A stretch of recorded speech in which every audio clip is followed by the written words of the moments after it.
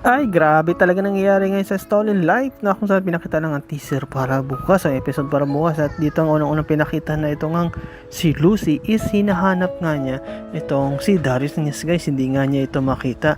At nung nakita nga niya si Marites at Poging Guardia is tinanong niya ito kung nasaan, kung nakita ba niya si Darius, at sinabi naman ng guard na tila hesitate pa nga siya kung sino yung kasama niya o saan siya pumunta. Ngunit sinabi rin niya na nandun lang, nakita ko na kasama nga niya itong si Ma'am Farah. Yes guys, ito ay pinakita no, na itong si Farah is binitbit ni Darius kasi tila nahilo nga ito, nagpapanggap na buntis, kaya dinala nga ito sa kwarto niya. And yes guys, pagdating doon sa kwarto is ginawa niya, hinaras niya itong si Darius. Yes guys, sinalikan niya ito.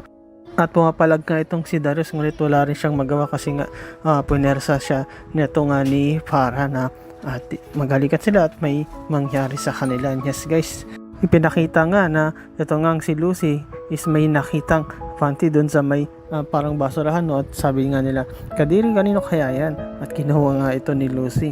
At nung nakita niya si Darius, tinanong niya si Darius na kanino ito, na bakit ko nakita ito sa kwarto natin.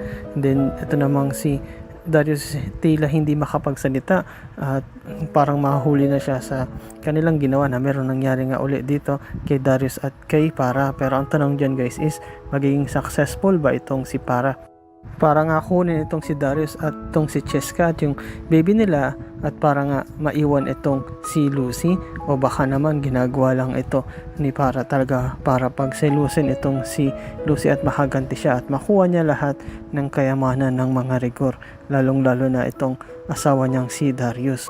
And yes guys, salamat sa panonood niyo sa aking channel, sa inyong pag-like, pag-comment at pag-share, at yun lang guys, ingat palagi, bye bye.